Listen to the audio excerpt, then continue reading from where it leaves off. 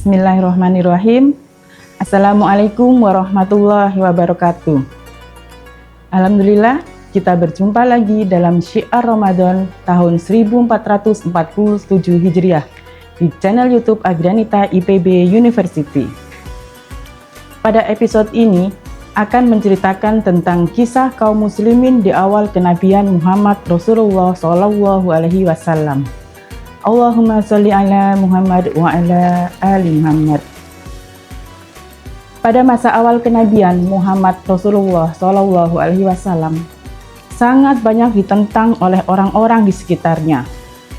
Mengetahui betapa besarnya kebencian orang-orang Quraisy, kaum muslimin pada saat itu, yaitu orang-orang yang pertama kali memeluk Islam yang disebut sebagai as-sabiqunal awwalun, mereka melaksanakan ibadah secara sembunyi-sembunyi. Jika hendak sholat, mereka akan pergi ke celah-celah gunung di Mekah. Keadaan ini berlangsung selama sekitar 3 tahun berturut-turut. Sementara itu, sedikit demi sedikit Islam semakin meluas. Firman Allah yang turun satu demi satu semakin memperkuat keyakinan kaum muslimin. Ada satu hal yang membuat dakwah Islam berkembang, yaitu keteladanan Rasulullah SAW yang selalu beliau contohkan dengan sangat baik dalam kehidupan sehari-hari. Beliau adalah orang yang penuh bakti, penuh kasih sayang, sangat rendah hati, sekaligus gagah berani. Tutur kata beliau lembut dan selalu berlaku adil. Dan hak setiap orang pasti ditunaikan sebagaimana mestinya.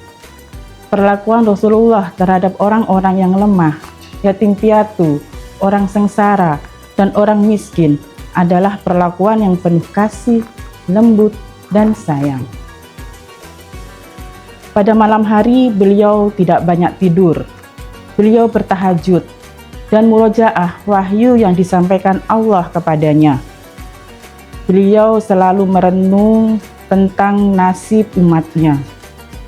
Beliau juga merenungkan betapa luar biasanya penciptaan langit, bumi, dan segala isinya.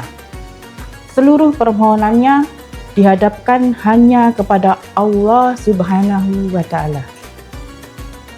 Hal-hal seperti itu membuat orang-orang yang sudah beriman semakin tambah cintanya kepada Islam dan semakin kukuh keimanannya.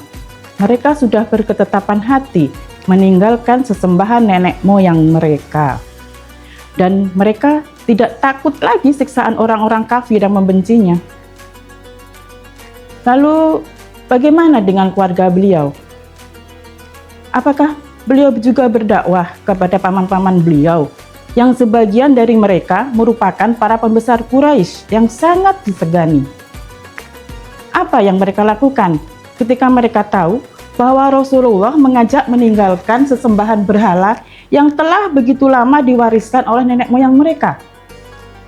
Ya, tentu saja Rasulullah sangat mencintai keluarganya. Tidak ada yang lebih dicintai Rasulullah daripada kaum kerabatnya sendiri. Setelah 3 tahun, turunlah firman Allah yang memerintahkan agar beliau berdakwah kepada kerabatnya. Disampaikan Allah dalam firman-Nya dalam Surat Asy-Syu'ara ayat 214 sampai 217. A'udzubillahi minasyaitonirrajim. Wa anzir ashiratakal aqrabin. Dan berilah peringatan kepada kerabat-kerabatmu yang terdekat. Wa hizjanahaka limanittaba'aka minal mu'minin.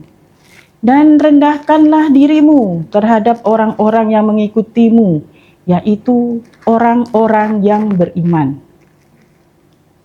Kemudian Allah melanjutkan, wa in asauka faqul inni bari'um mimma ta'malun. Jika mereka mendurhakaimu, maka katakanlah, sesungguhnya aku tidak bertanggung jawab terhadap apa yang kamu kerjakan. Dan Allah menutupnya dengan wa tawakkal 'alal 'azizir rahim. Dan bertawakallah kepada Allah yang Maha Perkasa lagi Maha Penyayang. Shadaqallahul Azim. Setelah turun ayat-ayat di atas, Rasulullah mengundang makan keluarga besar beliau. Mereka pun datang memenuhi undangan Rasulullah. Dalam jamuan itu, paman beliau yang bernama Zubair berseru meminta arak. "Muhammad, beri aku arak." Namun Rasulullah hanya menyuguhkan susu.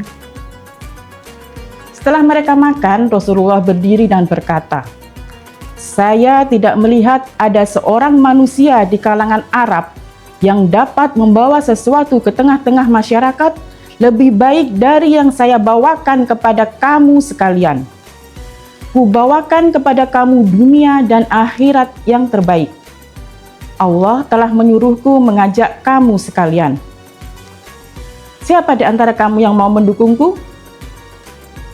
Sesaat mereka terpesona dan berusaha mencerna perkataan Rasulullah.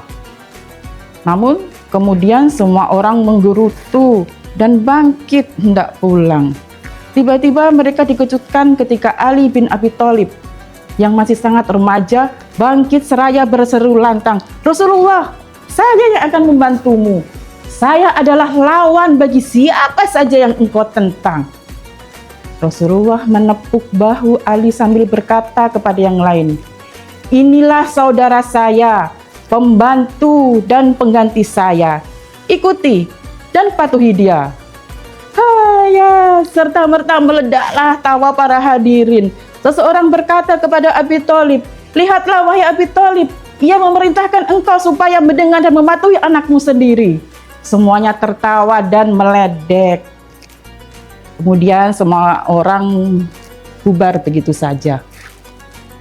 Tidak seorang pun di antara para undangan itu yang menyadari bahwa kelak di antara mereka ada yang akan ditebas oleh Ali.